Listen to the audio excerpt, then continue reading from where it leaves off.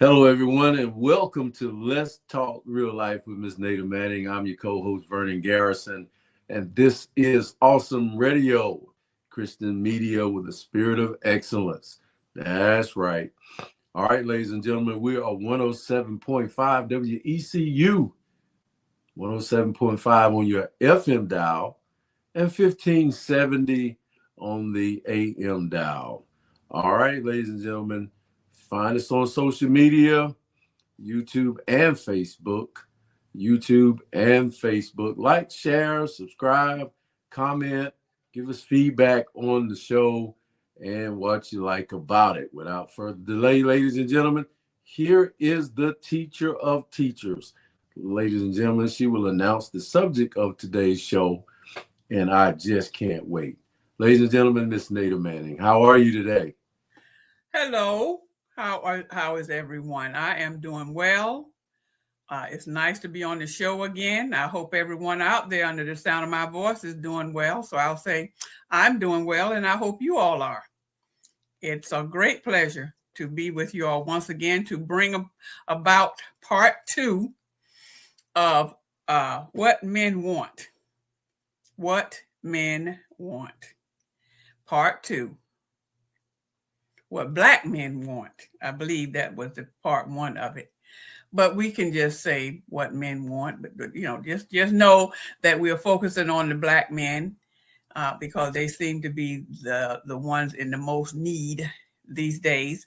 So it's just a pleasure to even talk about the subject. The last time, I believe we left off with the support of Black men, what Black men need as far as supporting them is concerned. How can we, as a people, and women, and their children too, support them? What are some of the ways? And Coach is going to take the lead on this since he's the man of the hour. Let him talk about men and what they want. And I'll just listen, and then I'll beg to differ down the road. She already started, y'all. She already started. No, she started before the show, so she's keeping it going. We like to keep it interesting, folks, because this is Let's Talk Real Life. And yes, as Coach said, I'm your host, Nada Manning. He is following me and working along with me in every area as we talk and discuss and share likes and dislikes. Now we are going to move forward with what is it? What is it that men want? What is it that's reasonable? They want a lot of stuff. Well, I started out the last show with, our wants have to follow what our needs are. They can't be too far apart. And thus, that brings in the rationale to the subject there. What we want is likely the things that we need. And I also want to say, I believe it's okay to be specific in color, race, and nation without alienating any other race or nation on this planet. We're built different. We speak different. We live different. Our skills are different than any other race on this planet. So we are a demographic group who has faced unique challenges that influences our path of the what we call success in the American system, or we call our social construct, the way we live and the way our value system when it comes to being an effective, productive man or citizen here. Now, there's several areas that we want to talk about today, but we're just going to take them organically. I know this is part two, but holistically, as a man, as a human being, the number one thing I would say is we need to have orientation with our spirituality. And a lot of times that comes through the culture that you're born in. And in America, we are influenced by and born into, a lot of us are born into Christianity. And a teacher got her hand up already. I want to know what you want, not what men want. What do you want as a man?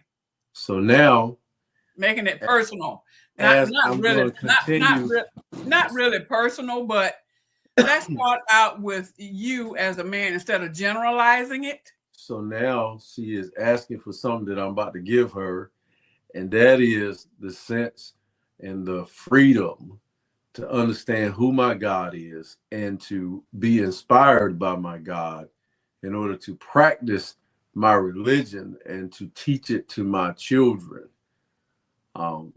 Some people may say, well, we're not under any type of influence that restricts our ability to worship God and to believe as we like.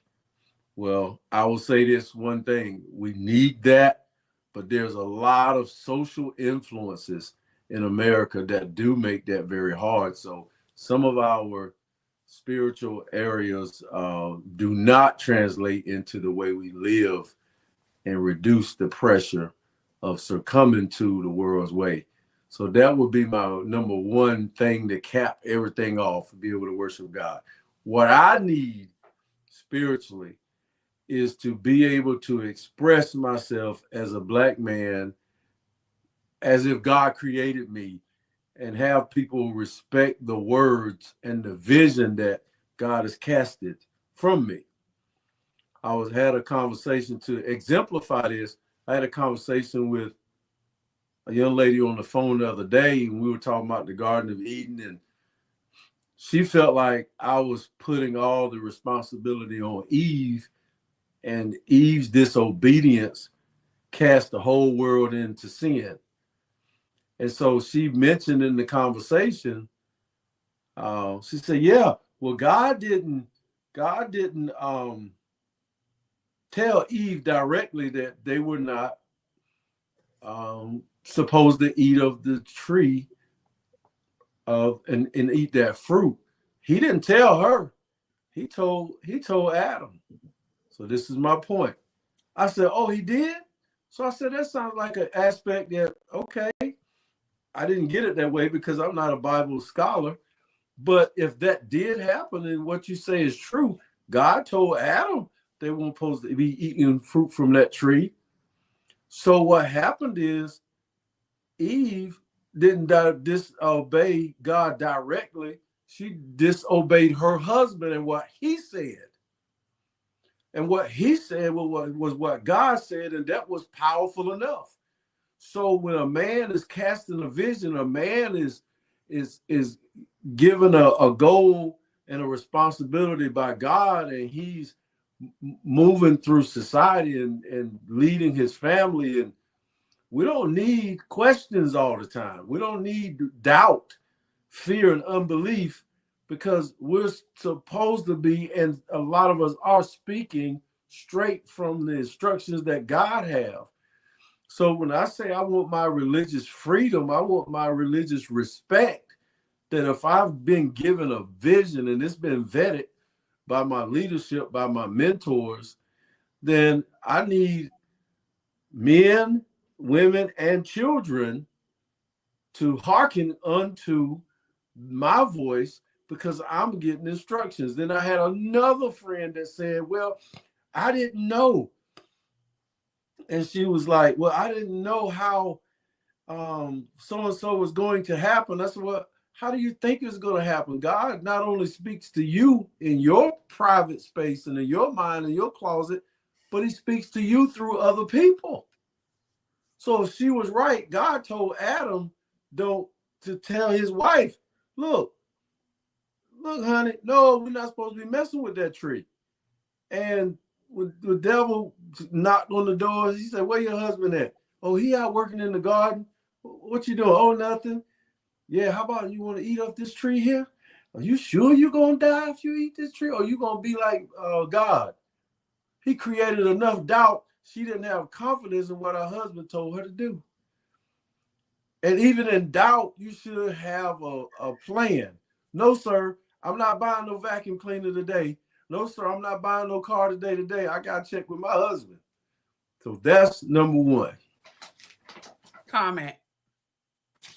Now, I hear what you just said. Mm-hmm. That's the way it should be. However, there's always two sides, I think. Now, you're saying that, yes, the husband is the head, the husband is the leader of the home. The wife should pay attention to him, do what he is asking to do.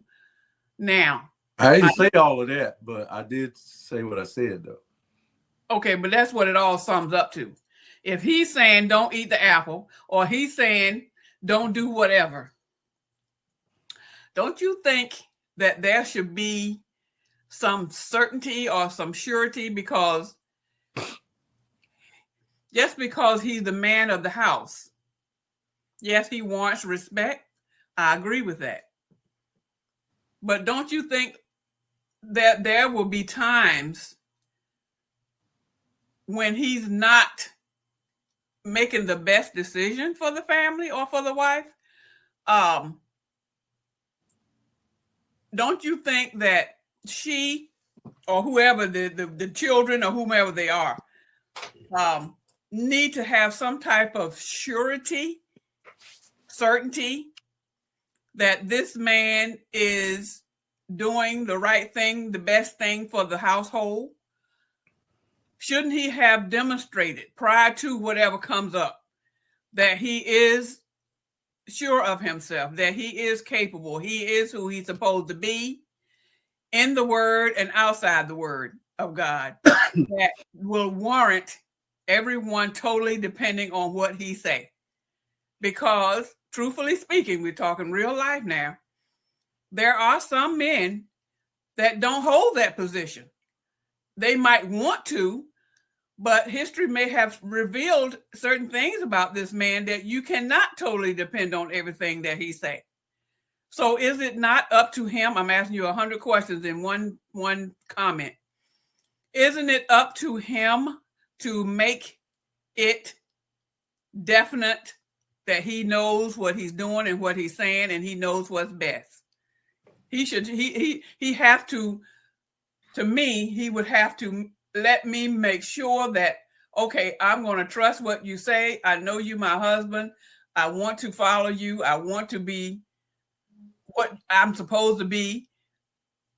But I'm thinking that prior to all of that, committing myself, I'm supposed to be, or any other woman, wife, mother, I have to be sure that this man knows what he's doing, what he's saying. Well, there should be some behavior somewhere prior to this. Now it's like 3 answers I got for you, but I'm gonna try to make 3 of them short. One, my first answer, given the scenario that I gave, is absolutely not. A man is not a father or a daddy because you think he makes a certain amount of money, or you think he's meeting the standards of a good man. Biblically or not, listen to me closely. You done shut your mind already. The position carries responsibility because of the position. And I was saying a man is not a father because you think he is. A man is a father because DNA says that's his child. That's it. That doesn't matter. I'm saying the position of a man doesn't have to be pre-qualified. Adam was the first man. In fact, I think what you're saying would second what Eve did. She doubted what Adam told her about what God said. Now, you're saying there should be some behavior to show that. What you're doing is you're creating a question when there's not a question there. Adam was it. When he said, do not eat of the tree, what qualifications was he supposed to have to prove to her? I am not specifically talking about Adam and Eve at this point. I'm talking about real life today. So now, here's what I'm saying. It has nothing to do with Adam and Eve. And okay, now let me transfer that to the third one I was going to give you. In real life today, there are instances where you are supposed to trust God, whether you understand or not. Absolutely. Now, and we're going to leave it right there, because what happens is if you create a question when there's not supposed to be a question there, that's how you get a young mother who I was speaking to last night saying, well, why he ain't acting like a father then? If he is his daddy, he should act like a father and not a sperm donor. That's because a man is determined his value by our social construct. There should be no question about how we are to execute our duties based on what you think. Now, surely there will be evidence, right? But the question has to be to question the behavior just because you don't know the answer is an illegitimate question. That's not what I said. At least that's not what I meant. Well, okay, because what you said is you want to know, you have to know if a man is credible and knows what he's doing. And the answer to that question is absolutely not. You don't have to know. All I need to know is you have the lease to you own that home that you're in. I don't need to know when you got it, whether you're taking care of it or not, and then tell you, well, maybe you don't deserve this home. Your name is on that mortgage. Your name is on that deed. That's it. So what else? Now, you didn't say this man just got out of jail, was on pot and on drugs. Should I question whether or not to let him have the bank card? Let me rephrase what I said. Okay, rephrase it, because that didn't go nowhere. Let's say you are you've just met someone. They don't have nothing to do with jail, nothing to do with what Adam and Eve did. You have just met someone. This is a woman. This is a woman saying, I have just met this man. I've been knowing him. We've been seeing one another for, I don't know, 6 months or a year, whatever. And the relationship is developing. It's developing. It's moving right along, not at a fast pace, so forth and so on. All that's going well. Yeah. Now, say,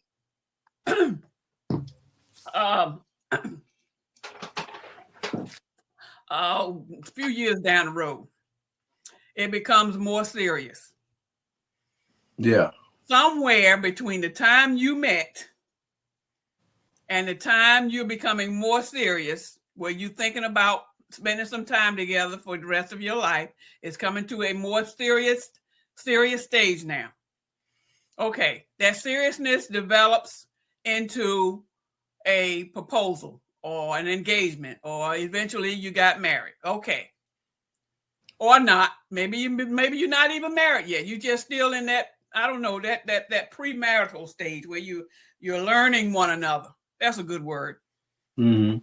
When you are in that process of learning him, and ladies, I'm talking to the ladies now because this is what men want. So somewhere in that development stage of that relationship, that acquaintance, you are learning each other. Yeah. And some type of decision come up. Yeah. Something, whatever it is, comes up. And this woman is in a position now where she wants to find out and learn more about whether or not she can depend on what this man say. This man is saying, no, I'm thinking that whatever it is, he's giving his opinion. He's going forward. This is what I think. I think this is the better road to take. Now you're in a real relationship now. Yeah. And so during these stages, she is learning him. She's learning to see if she can really depend on him, that she can really trust what he say, that he is not always going to be right, but they're going to learn to agree to disagree. That's the part that I'm talking about. At some point during that learning process, if indeed this incident turned out to be what he said is positive and so forth and so on, now she's at a point where she's feeling more and more, oh, okay. You learn one, and it could be the other way around. It could be her. It could be the man that's learning her. It could be both ways. Mm-hmm. Yeah. So once you're in that stage, this is a process, a step one, step two, as you learn one another. This is nothing about, oh, he was wrong. Okay, so he was wrong. Everybody gets wrong sometimes. I'm just trying to say, I hope I'm making sense here, where during that time period, she is learning him to the point where she can eventually, hopefully and prayerfully, learn to really, really follow this man, because this man knows what he's talking about. Or he can say, oh, this woman really knows how to make these financial decisions and things. We can really work together with this thing. There's a process. That's all I'm saying. It's a process. And I think that both parties need to be comfortable with each other as that relationship develops. And it could don't have to be a husband or wife. It could be mom and dad. It could be a dad that wants his child to depend on him and trust him. Maybe he hasn't been in her life forever, how long, and so forth. Now he's in her life. Mm-hmm. And he's coming to her saying, daughter, so-and-so, I think so-and-so and such. She don't know nothing about this man. She knows that's her father. She knows that she should do what he say. But he have to me, he would have to win her over so that she can learn that she can depend and trust on this man. She don't know this man from Jack. Now, here's what I got to say to what you're saying.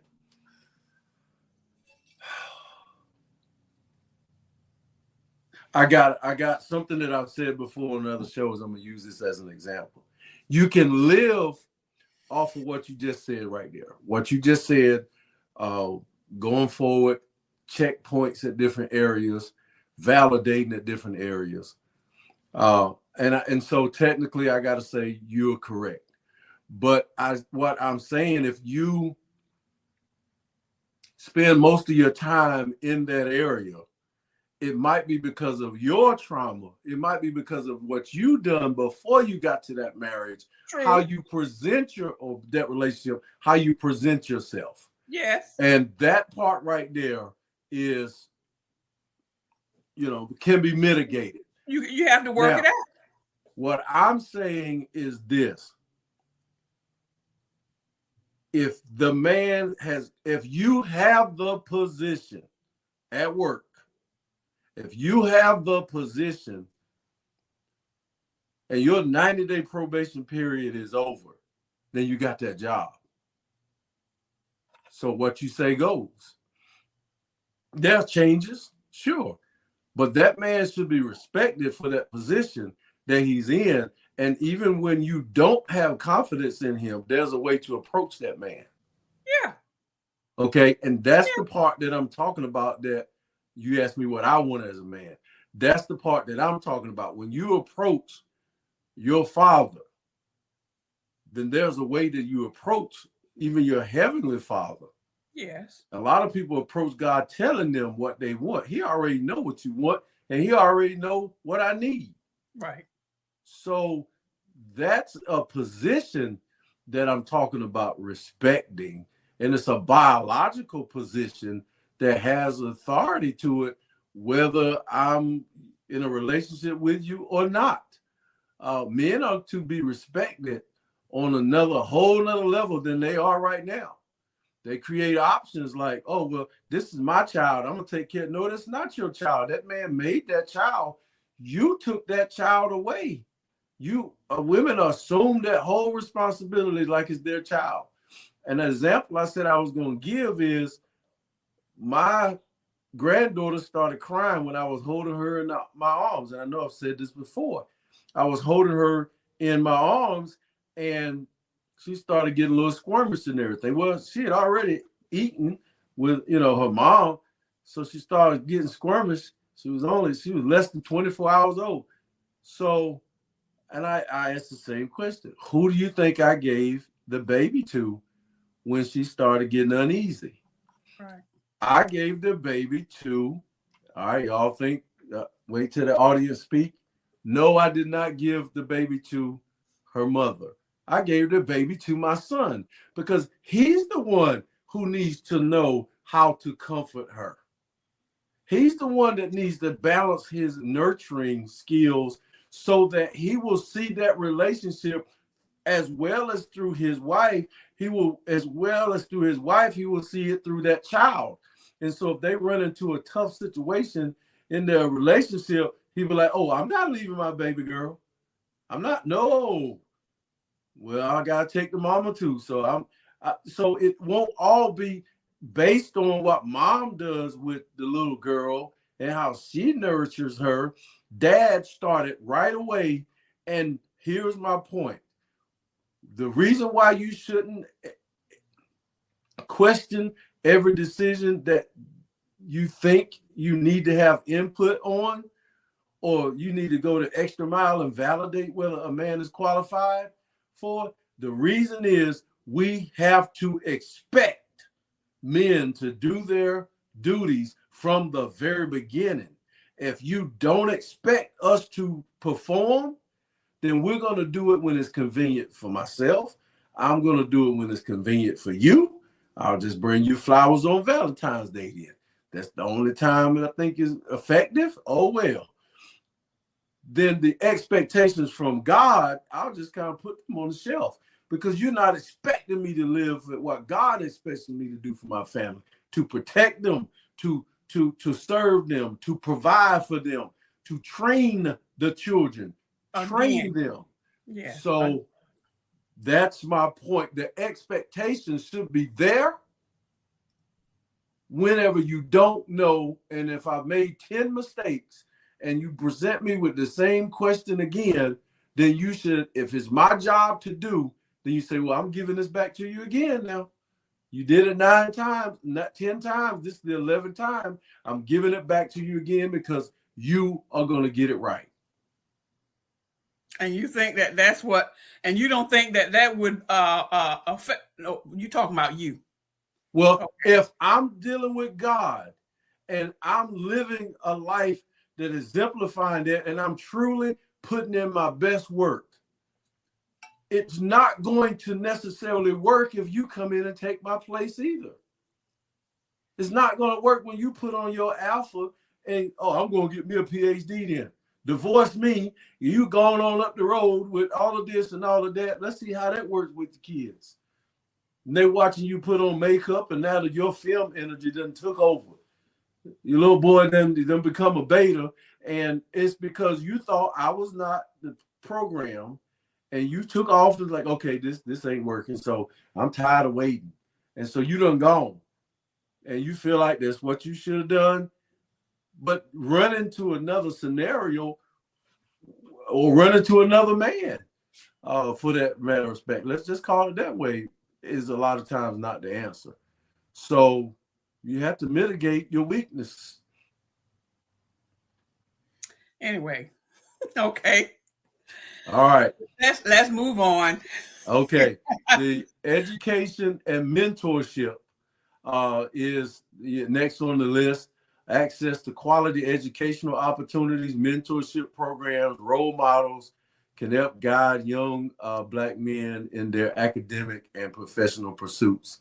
I found that, yes, we need OGs. We need to teach our children. We need to teach the young folks. We need an educational system that deals with little Black boys and girls. So yes, we need a private school system. Public education is not working the way that it is. I heard somebody say the other night they need to take the public education and make a military type outfit out of it. Uniforms and all of this and all of that. I'd say we need to expect education from parents. You are responsible for your child's education. If they're not getting it at school, it's your responsibility to train your child. It's your responsibility to mentor your children. I'm not just going to accept it. Well, he got his granddaddy. I'm a single parent, but he got his uncles. He got other male figures in his life. Forget that. Let's expect what God expects of us, that when we create a child, sperm meets egg, then the woman is responsible. Because y'all gaslighted men a little bit. The woman is responsible because she opened up the gates of joy. Heaven. there you go. And the man went into heaven, Don't and there mind was us. a creation. But Don't mind us, folks. it started when she opened the door. That would be not going to. So I can't even talk speaking a foreign language. It will not have happened if the door was not open, and the fruit would never have been come off the tree. So now the woman is accountable for bearing the child, which is a huge responsibility that God gave to women. I don't know why y'all want have to have a man to validate who you are. You got the most powerful position God could have ever given you. You got my rib. You didn't come out the dirt like I did. Get it? I came from the dirt. No wonder I'm dirty. But you, on the other hand, Adam put the man to sleep. He's like, I got to do something special here. Adam ain't going to just let me just take his rib out while he walking around. So he put him to sleep, and he let us know by taking the rib and created you that you are inseparable from me. And if you do leave me, I'm going to die for sure. If you call me sorry now, I was sorry before I got here. Why do you think God sent the woman here? Okay, now that you said that, women, you women, to God, okay? you women out there that's listening to us, and you men, what Coach just said, I'm not knocking what he said. However, there's a different spin to it, and that's why he's a man and I'm a woman, because I have a different spin on some of the things that he has said. Not saying that he's wrong, but he just said one thing. Well, he has said many things, but what he just said just now was about the woman being developed from the man's rib. I'm not denying that. Yeah. And he also said that the woman has a very, very powerful position. If these women are as powerful as you say, and I'm not saying you're wrong. Yes. I'm not saying you're wrong. Right. If these women have, no, I won't say if, since we women have all this power that you're saying that we have, then why is it so much of a challenge for some of you men to, I won't say all the time, but at least do most of the time in your decision making, do the right things that since she has so much power, why can't you men do what pleases her? For the most part, not everything now to please her, but if you have a woman and she is of substance, one of the millions that have the power, why is she the one that's going to come up with the short end of the stick? All right. Now, you men makes it very difficult sometimes for the powerful person, that's a woman, to move forward after being exposed to you. Now, this falls under what men want. Now, let me share this with you. Yes, we want the film side of a woman more than probably we get. But let me say this. First of all, God is not going to give you everything that you please with. We just got done talking about whether or not Eve was supposed to eat of that tree. And now there was rules. You getting it twisted again. You said we should be able to do what pleases you, right? So I'm saying you're going to get some good, but you're going to get some bad. Yes. And what I'm saying is the biggest things like raising children. Now I'm being serious now. If we trained our children like I believe, should, I'm going to put myself out there. No, you're not going to become a hairdresser. No, you're going to become this. First of all, you're going to college. I'm going to pay for it. And you're going to become a lawyer, or you're going to become an attorney. You're going to become what this family needs first. So I got little Johnny over here. He's going to be the attorney. I got Betty over here. She's going to be our doctor. There is nothing greater than a man to direct his children, because you realize the most money we're going to pay in our life is going to be to a doctor or a lawyer. The dentist, the grocery store owner, all of these places, they get money. But the pivotal things that save our lives, that regulate our lives, we need to put our children in that direction. So the first thing I'm going to do is take away your right to manage the disciplinary of the children. You're not going to like that, because women today are such nurturers. My ex did not allow me to discipline my son like I wanted to. So first of all, that's going to overshadow the whole house, that I'm going to take over the discipline, because I know you're the nurturer. But if a man truly did and followed God, he would train his children. And women don't like that. But y'all can say no 20 times, and the man say and won't get the results you want. But a man can say no twice and get them. So I'm saying you're not going to be pleased with a lot of things, but the results you would be. Okay. Yeah. Now,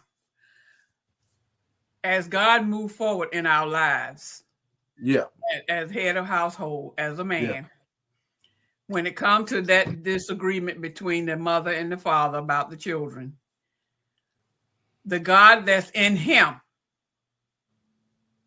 should trump what's going on, the friction, the disagreement, and all that. The man, the husband, should be able to, with God in his heart, he should be able to settle that dispute down. Now, does it always be easy? Of course not. It's a work in progress, yes. But that relationship that he has with God is what it's supposed to be.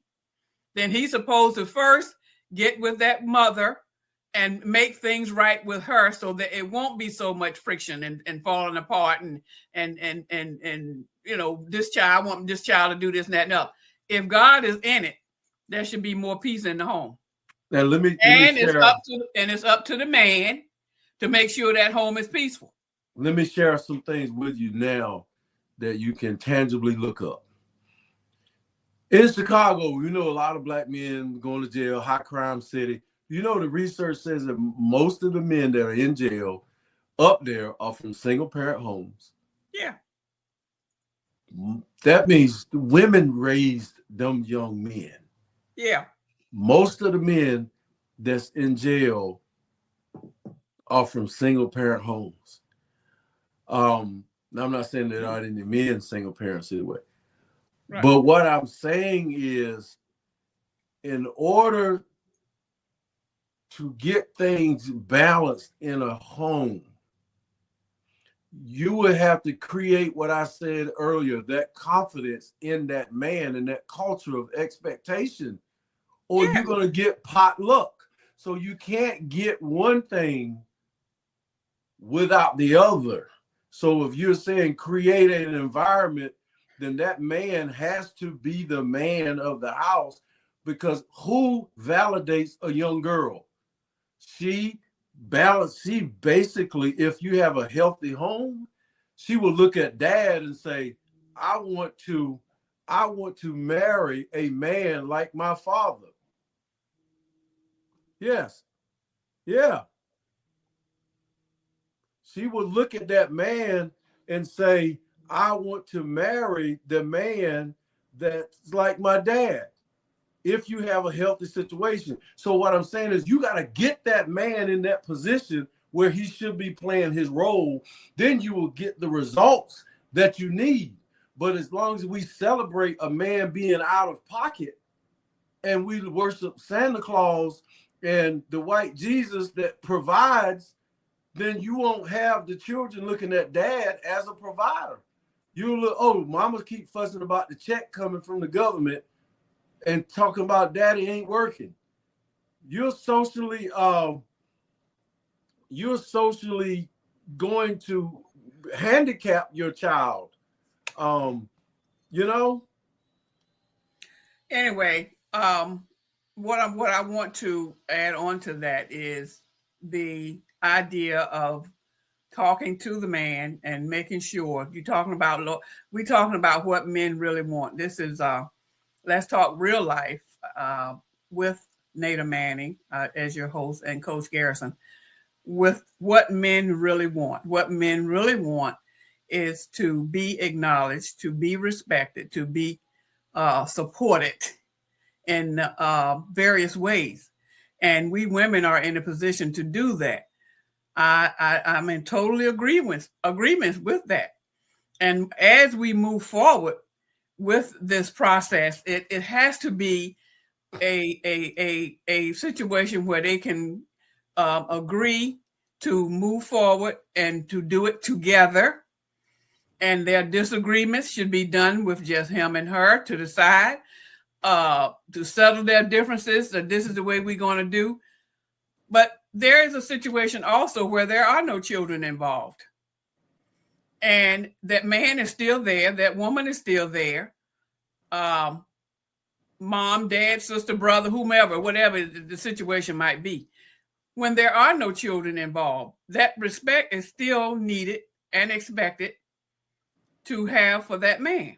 Now, I hear some of you women saying right now, well, he don't deserve no respect.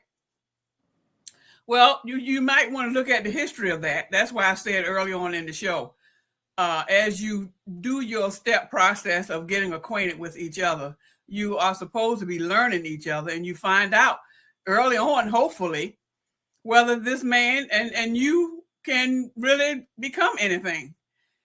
Everybody don't have the same expectations of each other. So you talk about this thing and then you decide whether or not, okay, you know what, maybe this can work. And yes, it's going to be tough. There's going to be hills and valleys, and then there's going to be some smooth roads and just sailing along. Everything is going wonderful. And that's when you talk about, and you thank God all the time. We don't want to leave that out because everything is happening for a reason. So as we move forward and share our ideas with each other, as we develop and moving along, because Coach was talking earlier about community support. Sometimes we need to have that community support depending on what the situation is. Suppose you're in a neighborhood where there's some issues going on, some vandalism or whatever is going on. Well, those men that's in that neighborhood hopefully will pull together to kind of remedy that vandalism, to help find out, well, who's doing this? What's going on here? Where are these people that's doing all this vandalizing, and why? It should not be ignored, but you have to pull together to do it. So when you get that team together, we're not just talking about one man now. We're talking about, say, a team of men, the men in the neighborhood. How about that? Mm-hmm. There are men in the neighborhood, whether they're married or not, they're still in the neighborhood.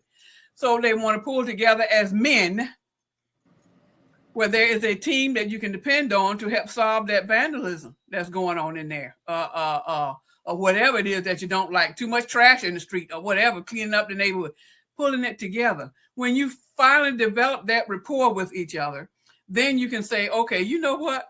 I know who I can get to go do so-and-so and such a thing. That's what I was talking about earlier, about developing as you go. When you already know, you've already seen, you've already experienced what this man can do, then you know you can depend on it. But something has to happen first in order for you to start. You got to start somewhere, not right out of the blue. Oh, okay, well, we talking, so I guess I'm sure I can depend on him to do such and such and such. Go gather up some men so they can, cut my tree down. We don't know that. You want somebody dependable. You want somebody that's going to be fair. You want somebody that's going to do the right thing and do it right and be on time about it and not drag it out and wait 2 or 3, 4 weeks, months down the road before they finally get over there to cut the tree down. That's not somebody you can depend on. Well, here's what I'm saying. If you take and use a question to lead into your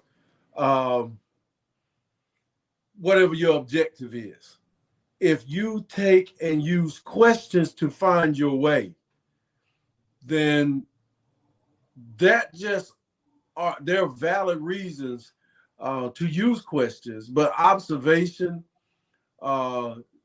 guidance is probably just as important as questions. Being supportive is probably a great way to validate if someone can do what you are asking them to do, if that man can do it.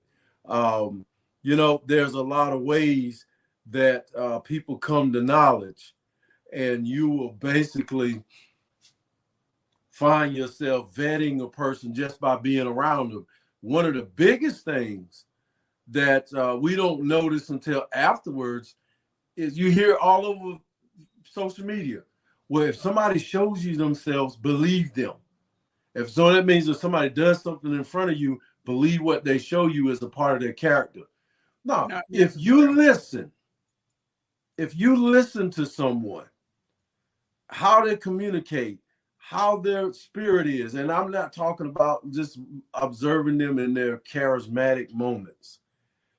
If you listen to someone effectively and you effectively communicate with that person and not necessarily out of your trauma or not necessarily putting them on trial or seeing if they're qualified for you as like you're looking for somebody to be your CEO, then you can basically hear and learn a man through the spirit rather than just thinking, oh, is he a high value man?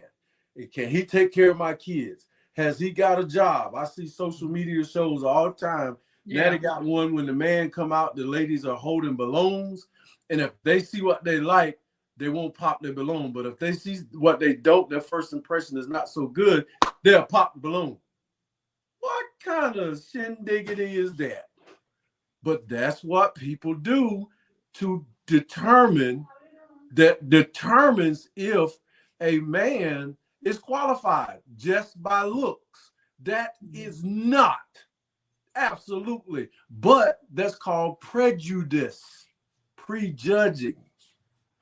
It takes time, but there's nothing like giving that man some responsibility or giving him a project to do the design on his own without your criticism, without your, or you saying, just call me if you need me. Now, if he calls you, he might just need you to watch so he can show that he can create. But I'm going to stop rambling and say this because I know the show is about over. If you give a man an opportunity and let God work on him, he will let the creations of God come through him and you will be amazed. But right now, it's a society of uncertainty. Society is set it up where you don't have confidence in me as a man. That has created me as low self-esteem, low confidence, low testosterone, low everything, because we don't trust each other. So if we lead off with, are you qualified for the job? Are you this? Are you going to hurt me like the other guy did? Then probably all of this is going to make a, what should I say?